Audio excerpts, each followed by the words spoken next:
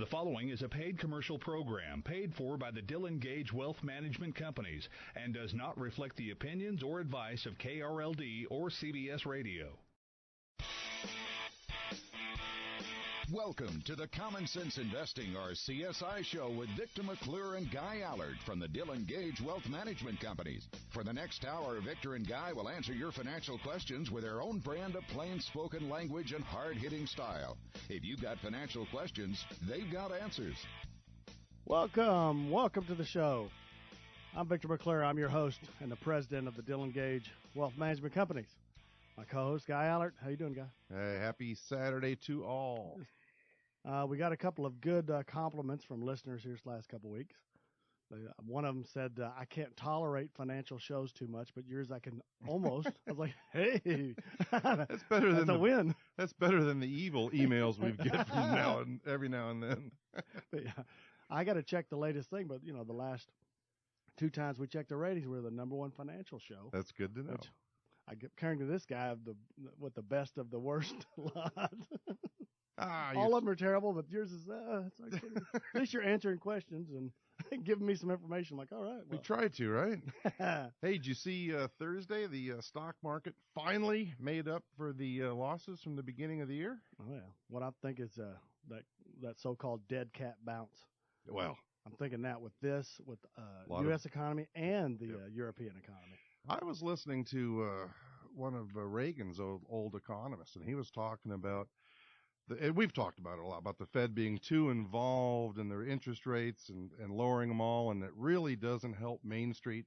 It's basically for Wall Street, and that we need to get rates up, encourage saving, and the retirement people and all those people that are getting just decimated by not being able to get anything on their money. And everyone's got their own opinion. I'm not supporting his opinion, but he went on to say that he thought within the next year a real heavy-duty recession was coming. So I think the government's made it clear on their actions the last 20 years or so they could care less about savers. Isn't that true? Isn't that the truth? They care about the economy moving, which that's moving real estate, people buying homes, companies borrowing money to expand their businesses and their infrastructure. Right. That seems to be the most important thing. And it's honestly, even though the deficit and all those things, it has worked to some degree. The market's gone on for a long time. You've had a couple of crashes there, but it's still, the economy seems to keep going. But don't you think when they keep lowering the rates and the quantitative easing and all of that's kind of just another way of kicking the can further down the road and not paying the bill? Oh, I think you're right.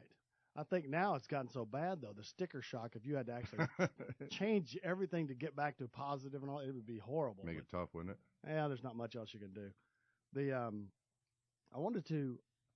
There's an epidemic that I want to make sure, because I've got a lot of friends that are small business owners. Maybe because I'm a small business owner, I guess. But you're a big business owner. Right?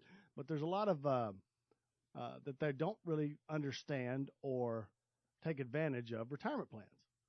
I have a few of them that'll put in money in IRAs and stuff like that. But think about it.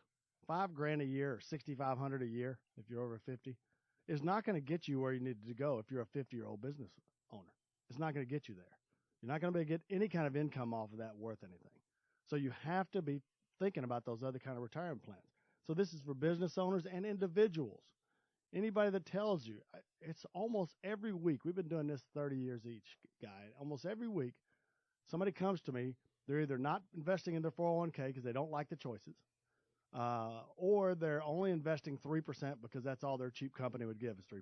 The part of the problem with that, Victor, I think, is it's a real lifestyle choice and change. And what I mean by that is it's not just I'm going to save the $18,000 a year in my max, right, with the 401k. You've got to plan all the way down to the house that you buy so that you have the income. I met with a guy Thursday, great guy, is an engineer, won't get too far into it so he can't identify himself, but 4 kids, he had 4 kids within 5 years, and with school and when they got into high school, expenses go up, and then college hits you. It's very difficult unless you've really planned from the onset your whole lifestyle to be able to put $18,000 away. Well, remember, we were kids in the 70s. I don't think my parents ever went to a practice of a sporting event. and very rarely went to a sporting event, believe it or not. But you definitely did. Now it's a whole different world. Apparently, I've been told now that I'm an older Right. father, right, that I'm a bad father unless I hire private coaches for all the kids in their year-round sports. I guarantee you, and I know my mom is listening to the show because she doesn't miss a week. She was not a taxi driver. There's your bicycle. Get after That's it. right. You're going to stay after school? Okay, well, walk home afterwards. Absolutely. Oh, it's a different world now. In the snow, uphill both ways. That's right. Barefoot. Right? Oh, I turned into my dad. I told myself I would never turn into my dad, and boy, I tell you what. Oh, it's hard not to. That's right. It's hard not to. I hear myself saying things that I'm like, oh, that was just like him. But what do my kids think? They're thinking they don't want to turn into you, and they will. I'm sure that's different with me. Oh, well, of course. The kids all want to turn into me. What's wrong with But anyway, saving's very important, and it takes a lot of planning to get it done. If you're a small business owner, remember, you've got other options other than a Roth IRA or a regular IRA. You can do simple IRAs. You can do 401ks, individual 401ks. And the costs have come down a lot on those kind of things. Remember, if you're a self-employed, a SEP IRA has little to no paperwork. You can put in 25% of your income up to like $50-something thousand. I think it's $53,000. It's huge. And that's right. So if you made $200, the IRS only sees you made $150. All right. That is a big benefit because you would have paid half of it in taxes anyway, right? But that is the way to get retirement going. And for those of us, like I said, that had life happen, right. Like you just said your client earlier, it's tough when you've got, I've got one kid that seemed to go to college forever, about 9 years. Now he's a professor. Right. He's just never going to leave school. 9, 10 years, whatever it took. Right. Had to go to private school for graduate Oh, school. there you right? go.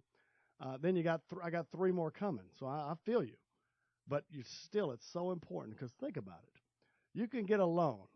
I don't want to get a loan, right? But you can get a loan. You can finance a child's education. Get somebody to finance your retirement. Try to say, well, I'm going to go to the bank here and could you finance my retirement? I need about $4,000 extra a month on top of Social Security, and see what they tell you. They might call the cops, put you in a straitjacket. The problem is when you finance your kid's education, which you should not do, you're working. When you're retired, obviously you're not. That's right.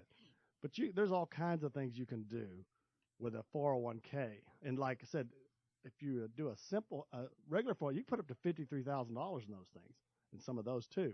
Now you only have your $18,000 in deduction deferrals, but then you've got catch up of another $6,000, so $24,000 if you're over 50. But then you've got matches from your company. If you own the company, you can match. But remember, you can't match yourself a whole bunch and the employees a little bit. They're going to top heavy test that thing. So what I like for self-employed is a SEP, simplest, easiest thing. SEP IRA, Simplified Employee Pension IRA. If you're a smaller business, say 2 to 10 employees, simple IRAs do pretty well. Then you can get your 401ks, and remember we have some ideas for low-cost 401ks. In the old days, you could not get a low-cost 401k until you were a pretty decent-sized company. If they call, if they have any questions, feel free to call. We talk about retirement individual, but we can help you with your corporate, give you some guidance. 972-715-2424. Happy to help answer any questions we can. And also, remember, we do all things for our customers except real estate. But we have the business insurance. Nothing wrong with real estate. Yeah. We have the business Just hadn't worked for us. That's right. We have the business insurance that you might need. All the employee coverages, all that kind of stuff.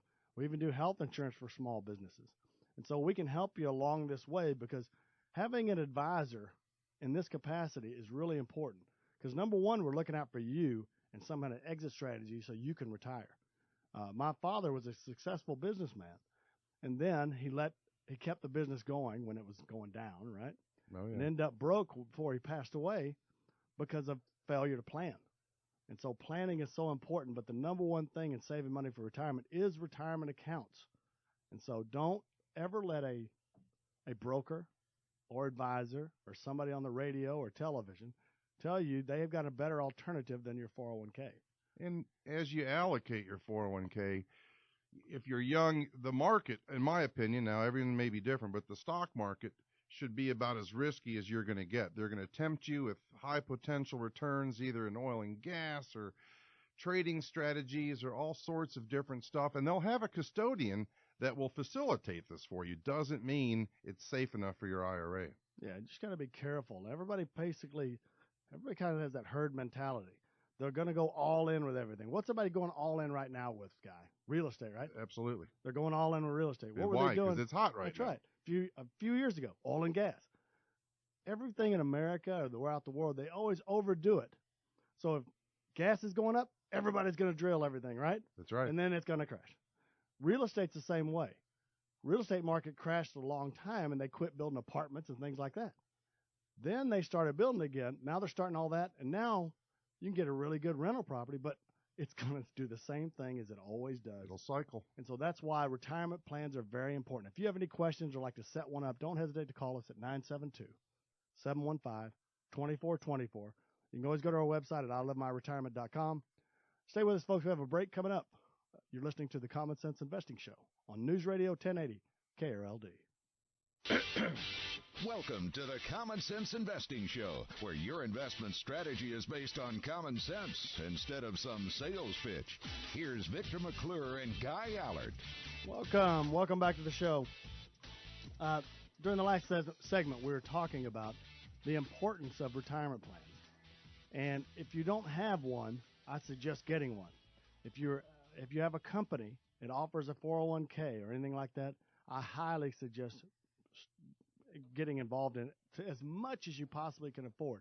If you're younger, if you started putting a small percentage of your paycheck into a 401k when you're, say, 25, and you increase that amount, say a couple percent a year or whatever, because you might get a raise of 3 or 4% a year. That's right. You'd never notice the difference, but I'm telling you, you'll have millions by the time you retire if it makes anything at all. That is the way to go. So it's hard to do because I know a lot of our stuff is retirement planning on this show, but for all the younger listeners out there, you've got to max out those retirement plans. It doesn't matter that a lot of the choices might not be as good as you can get outside, or the company's not matching as much as you. And sometimes it's as much as just procrastination. You just don't get around to doing it. So take the time. Don't let 3, 4, 5 years get past you, because early on in life, as Victor said, it really is going to compound for you as you get older. Well, I've got a really good friend of mine that I talked about getting, and I said, you got to get in your 401k. And he's just talking to me, hey, I wanted you to. How old is he? Now he's almost 50. All right. But he said, yeah, I wanted to help you allocate this 401k. I go, good. When'd you get in? He goes, oh, just recently. I was like, we talked about that like 7 years ago. All right. Life happens. I get it. But it's so important because, remember, if you can only get 3% income on your money, you got to save $1 million to get $30,000 a year, and that's my Costco bill, by the way. So that's what you have when you have 6 people living in a house. Oh, I digress, right? Always. There's a new study that came out from the Employee Benefit Research Institute that confirms so many of the things that we've been talking about on this show for so many years. Remember, we've been talking about you got to have a retirement plan. It needs to be a written plan. It has to show you what the effects of inflation will be in real-time dollars and real dollars right on your particular portfolio. We showed you how you've got to factor in, medical costs, inflation, all of these different things. Because unless you think the electric company is going to charge less for electricity in the next 20 years, or your water bill is going to go down some magically how, or somehow they're going to charge you a lot less for medical costs, you better figure this stuff in. Because if you've got $5,000 or $10,000 a month in bills right now, 10, 15 years in retirement, it's virtually impossible to have that same amount. It's going to go higher. And now I get that you might not be traveling as much when you're 88. You're not going to be doing it. But those costs are going to keep going up. And the electric company doesn't care that you're 88. No, and there's other things that may come up, whether it's medical or your grandkids, your kids. They never grow up. They always need your hand. So I'm trying to, I've considered fortunate if I go a whole month without a relative needing money. There you go. That's usually a really good month. Usually I'm going to go out and take my wife to a nice dinner on that kind of month. And even if they don't need to, grandkids and all that, you want to spoil them and you want to do things for them. And unless you plan for inflation, it really hampers you. Oh, yeah. Well, here's a few findings from the Employee Benefit Research Institute. All right. A third of Americans plan to work past 65. Okay. It used to be, remember we talked about this before, the average age of retirement like 15 years ago was 60. It is now 70. And that's when they had corporate pensions, right? Oh, yeah. And that was in place. IBM, all the big companies, you'd work That's right. there and you'd have a big check when you retired. So we got 30-something% plan to work past 65. Only 14% actually do. Most of them cite health concerns, things like that. Or the thing I've seen a lot is age discrimination. Now, wait a minute. It's supposedly illegal to discriminate with age. But if you're a 62-year-old looking for work, Yeah. trust me, you're getting it. Unless you've got more credentials. Even then, they're like, wait a minute. I can bring this young hot shot for about a third the money. And it doesn't wreck our retirement, not our retirement plan, but our health insurance. When you're a small company, one person can really hurt your, like you guy at our company. I'm kidding. Ah, I was going to say, we have a friend that's in his mid-50s, my age, that actually had to train 2 younger guys that ended up replacing him when they let him go because of his, and he was only in his mid-50s, but they went for the two younger guys. Their salary combined was probably less than his. Big corporation, too. Well, there's So a it lot happens. of benefits to working for larger companies, a whole lot of benefits. But that is one of the negatives. Getting rid of everybody once you get to a certain age, closing whole divisions, getting bought out by someone. I've had people all the time, they go, oh, my company's bought out by another one, but they're going to keep me on. I go, it won't be long.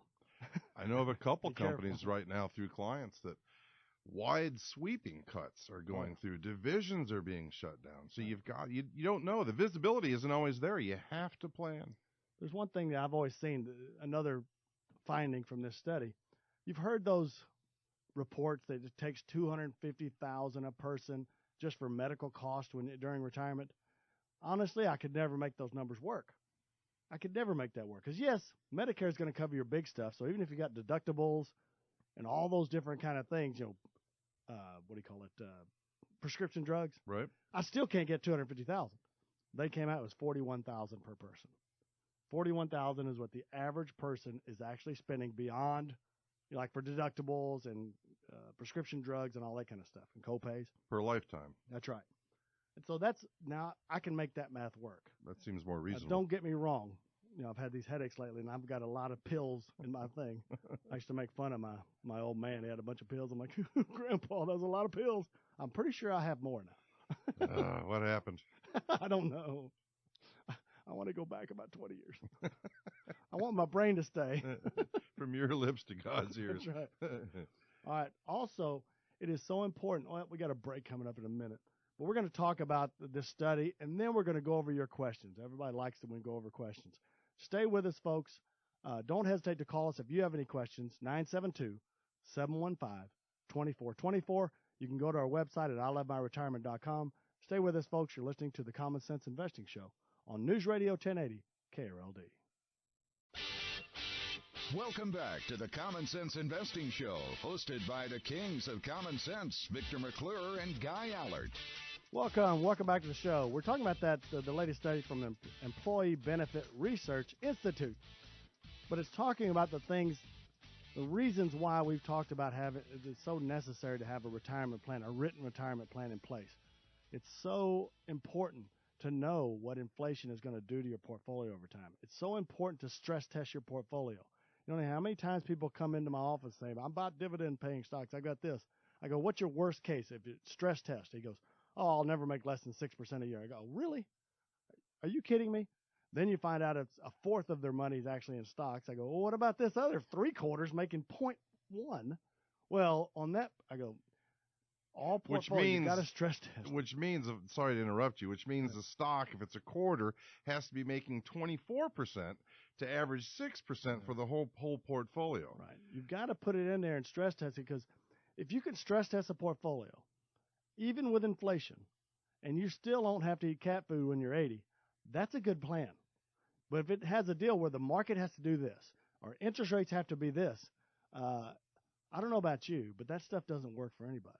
And if you're planning that to work, sometimes people, they don't own it. They don't own the problem they might have, because it's hard to. There's ego involved. There's a lot of things. Like, no, I just know. I've had couples tell me, well, there's no way I'm living past 78. I go, really? I go, both my parents died at 70 and 72 within a month of each other. And I promise you, I'm planning to live past 72. You can't, that is not a plan. Vic, all that is a hope and a prayer. You know, Vic, I think a lot of it's folks just being comfortable. When you do something, I'm that way with things, you probably are with things. You do something for so long, it's just a comfort zone. And you almost have blinders on, I think. You don't see the swings of the up and the down, and you take the good years and you kind of assume that you've got a better number than you do, and it's hard to get out of that And that's rut. why, like I said, that's why we offer a no cost, no obligation written retirement plan Bingo. that actually shows you the effects of these things, shows you inflation, shows you can put extra medical costs in there, nursing home costs, all of these different things, and you've got something in writing. We hope people will do business with us, but even if you don't, you can take this with you and you can use it as a guideline for the next several years. And when you're a client of ours, we also update these retirement plans. If things change in your life or the economy, we'll update them as you go, so you've always got an up-to-date retirement plan. I really encourage you to get one of those done. We'll be happy to do it for you. One of the reasons we do so well with engineers and accountants and such, and you've heard Victor say it a number of times, because the numbers don't lie. It's black and white. You've got some absolutes in there, and you've got some projections, but we keep the projections to a minimum amount. Yeah. And what you'll find is a lot of brokers or advisors, whatever, will really overly emphasize the good stuff and shade away the bad stuff. That's right. And that's why I tell you, numbers never lie. I used to be a nuclear chemist. It's all about numbers to me. I don't like sales pitches or BS. Just give me the numbers. Speaking of numbers, our number, if you want that done, and we'd be happy to do it for you, is 972-715-2424. That's 972-715-2424. Call us, and we'll get it out to you. All right. The Employee Benefit Research Institute study, again, here's another one. A lot of people plan to downsize when they get to retirement or close. Well, of those people planning to downsize, only 50%, 51% actually did. Actually do. And what happens is people don't realize you got too much stuff. You can't get it in a smaller place. When you're selling your older house, and usually you don't want to buy another old house, even if it's smaller. You want to buy a newer type house, updated house, right? I know where you're going. Smaller. It might be more money than you get for your old house. That's right. You got to really rethink these things. 31% of the people that said they wanted to downsize actually bought a bigger house. That's me and my wife, right? Yeah. We don't need this much room. Oh, we need more now. And a lot of the reasons for that is they've got relatives like I've got relatives. They needed more room for an adult child or grandchildren. Yeah. And so that kind of stuff happens. So all of the things people forget to plan for, like health care, nursing home care, all that stuff. I've had two parents in a nursing home, and I'm telling you, and an okay one, it's $60,000 or $70,000 a year. What's it going to be when you're 85 and might need it? There's no way to tell. So you got to have stuff like that take into account. You got to always take that kind of stuff into account. And I don't know how accurate the numbers are. I'm not a real big fan of statistics, but statistically speaking, I've always heard that 1 out of 2 or 50% of us will need it. So that's one per household. Oh yeah. Now, you've heard the average person spend 70% of their retirement income.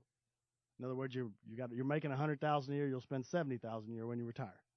Well, this institute found a little different. They found it 92% is what you'll spend of your pre-retirement income. But...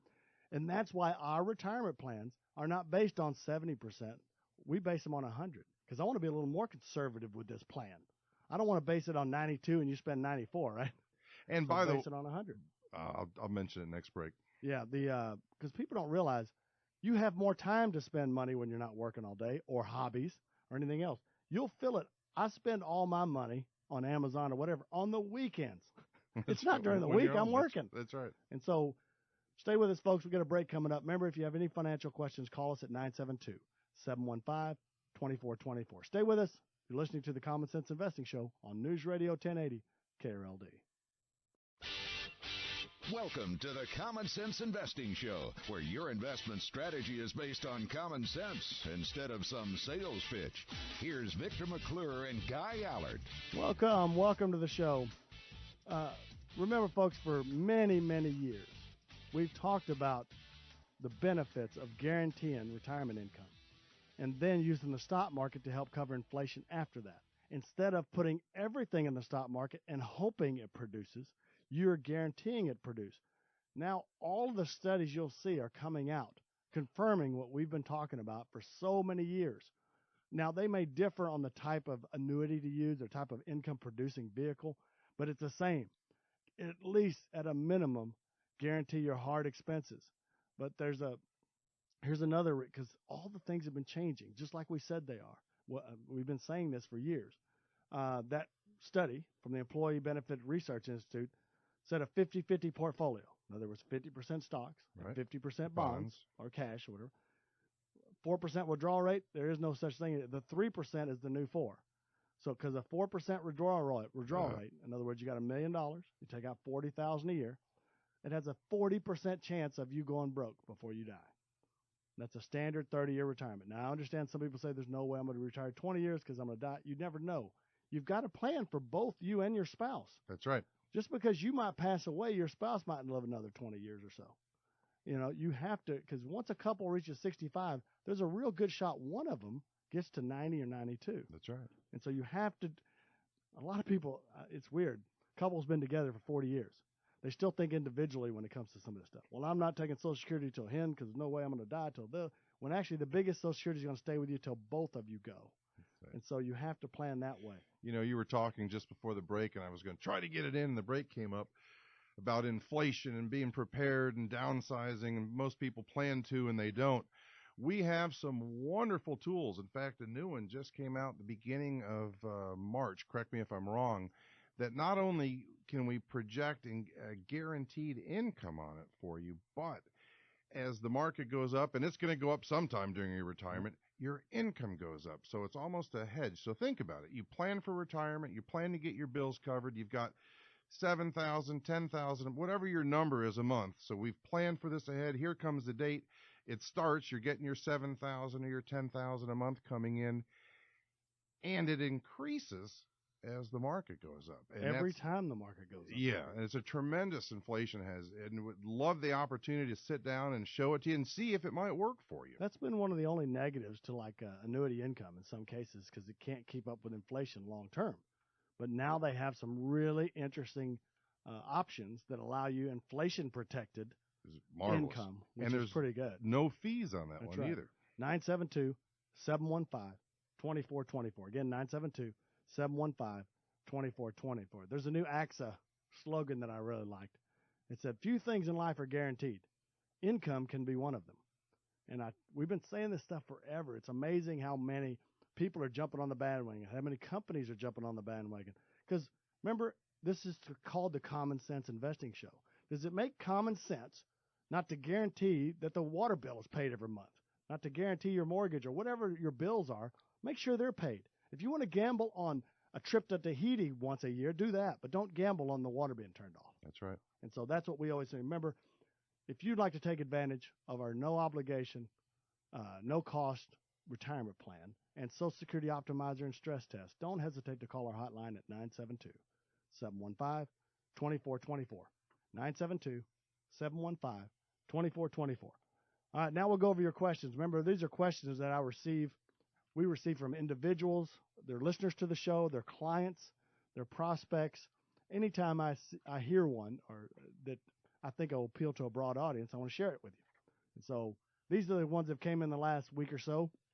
So, Guy Allert, go ahead and do me the honors. As I always say when we start these, if you're a regular listener, you may have heard a few of these in the past. If you're a new listener, hopefully be some good information. All right, first question. Should I pay off the house or invest the money? Well, I've sometimes argued with accountants on this one. There's a mathematical part of retirement or financial planning, and there's a psychological part. And to me, the psychological part of knowing nobody's going to take that house from you forever and knowing you don't have a mortgage anymore is worth more than the tax write-off you get. I get people all the time that got just a little bit of mortgage left, $50,000, $8,000. No, it's still a write-off. You realize in the last part of your mortgage, you're not paying much interest anyway. The write-off is negligible. You're still going to get your tax write-off and all that kind of stuff. But the interest write-off is so negligible, pay the thing off. Well, and at this interest rate right now that we've got, it's very possible that you've got a 3.64% loan. And if you had that money in the bank safe, what are you going to get on it? 1-2% maybe? So, but it's still like people are always saying, well, it's almost giving it away free. Well, 3.5% is still not free. Pay it off If you can pay off your home, pay it off. Now, there's a difference. You have to really look at your situation, because if you're cutting it real close on bills, in other words, a lot of things happen when you're in your 50s, 60s, you couldn't save as much, you might have to look at a reverse mortgage or something like that. And the laws have changed more favorably to the consumer on those kind of things.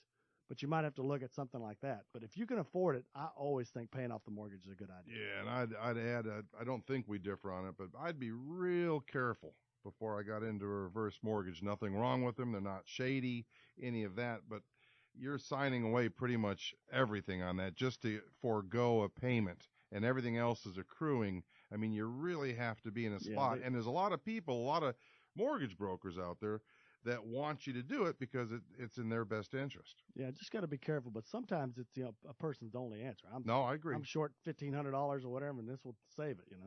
All right, what's the next question? Next question: is there any way to take money out of retirement accounts before age 59 and a half? Of course, without penalty. Yeah, there's the standard ways. If you're a first-time home buyer, there's higher education. 72T. 72T means you take equal substantial payments for at least 5 years, and you're 59 and a half when you stop. And then you've got other ones. If you're still working, I got a break coming up. I'll go over the rest of the ways you can get money out of it. We'll do it again. Stay with us, folks. You're listening to the Common Sense Investing Show on News Radio 1080 KRLD.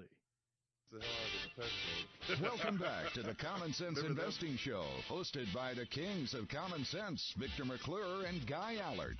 Welcome back to the show. We're answering your questions now, and right before the break, Guy was asking me, the listener had, how do you get your money out of retirement accounts before you're 59 and a half? Without penalty. Without the 10% IRS penalty. Well, like I said, you've got the 72T rule. Correct. You got to take it out, equal substantial payments for 5 years, or be 59 and a half, whichever is the longer. So if you took it out to say 50, took out 5 years, you got to wait another. Yeah, you can't stop in 5 years. You got to go to 59 and a half. And there's 3 different ways that you could, formulas for figuring out what the amount is. And I've done that for some clients. That works out well. There's a 72T calculators also on the internet that work pretty good. That's right. But also remember, if you're retired and you keep it in a 401k and don't move it to an IRA, you can take money out of 401ks at 55 years old. Only out of 401ks, not out of IRAs. But out of 401ks, you can take money out at 55. So think about, if you're going to do that, don't roll that to an IRA. Oh, let me think. Is there any more? Oh, that's about it. I know I'll think of one after the next. What's the next question? Next question. I've researched fixed annuities, but are afraid that I'll lose everything if the insurance company fails. Are there any protections if an insurance company goes bankrupt? Fortunately, there are. Several. Yeah. You've got the standard $250,000 insurance from the state insurance guarantee associations. I still, even though, don't ever use that as a reason to buy a low-rated insurance company. That's buy right. the highest rated insurance company, because let's say I did have this $250,000 guarantee, but just the bureaucracy, it might take you a year to get your money out. That's right. I've never heard of an A-rated carrier failing. Now, B-C-rated carrier, possible, right? Yep. Just because they might offer a little more income or something like that. Stick with your A-rated carriers, and you should be good. On the index annuity front, nobody's ever lost a penny on those. Fixed annuities, very difficult. I've never heard of one losing on those. Variable annuities are different. They're in the stock market. Of course, they've lost. Tell our listeners about the reserve requirements and how they do that, because that's like an extra safety net. So I'll give you an example. Like your bank, they might reserve 7 to 10% of your money. And so if you have over $250,000, they don't have it, right? That's so right. you are SOL if you don't have anything $250,000. With an insurance company, you might have that $250,000, but there's a 100% reserve requirement. 100%. The average for an insurance company is about 105% reserves. And so that's why your money is the most protected, because they have the reserves and they can't invest these reserves willy-nilly. They have to invest them mostly safe, because it's your claims paying ability they're talking about. The rating agents will see you bought a bunch of Uncle Jed's junk bonds in your reserves. Oh, yeah. We're killing you down to a C rating. So you got to keep the reserves, and you've got to keep them safe. Because remember, all the pensions in the world are annuities. That's exactly They've got to right. guarantee this for the rest of someone's lives. So the states are very strict on how much reserves you have to have and how safe you have to invest those reserves. And that's why, in my opinion, one of the safest things in the world is a fixed annuity. Well, and to because put of just the things we mentioned. and to put a number to it, not that you can't do the math, but if your company has 105% in reserves, you have $1 million. That means there's $1,050,000 in reserve for your $1 million. Where in a bank, again, to put a number to it, 10 or 15%, you have $1 million. Well, and probably only up to 250, but we'll say $1 million. They probably have 100 or 150,000 actually that they're not using. Right. Because they reloan it, and they can't do that in insurance companies. That's right. And so they're pretty safe deals. A U.S. government bond is considered the safest after maturity. Somebody might argue with that, but that's unless the government the went old bankrupt. rules, Oh, we are. Oh, wait a second. All right, what's the next question? All right. I'm about to turn 70 and I'm still working. I'm worried that I'll have to take required minimum distributions out of my 401k at 70 and a half. Is there any way around this requirement? Yes. If you're still working, your current 401k does not have to take required minimum distributions. Any of your IRAs do. They're not exempt. I had a client that's been with us for a long time and, of course, very happy. And she's 71. She's getting ready to retire and said, Guy, you've done such a great job, blah, blah, blah.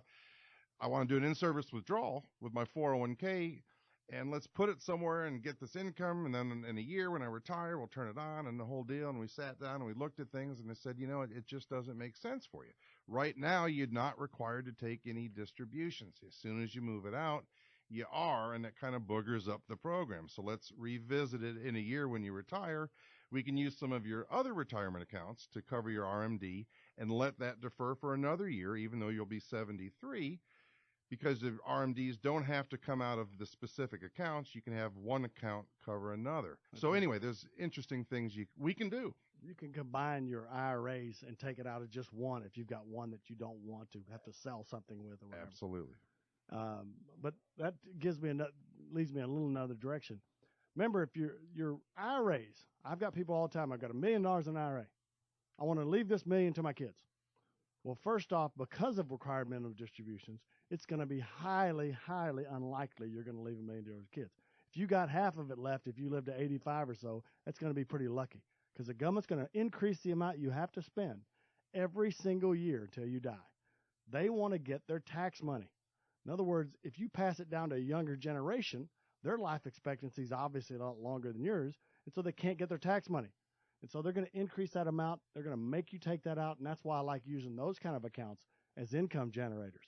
So $1 million, I want to get income on, say, $1.5 million forever. I don't care what the account balance is. I want to get an income on $1.5 million.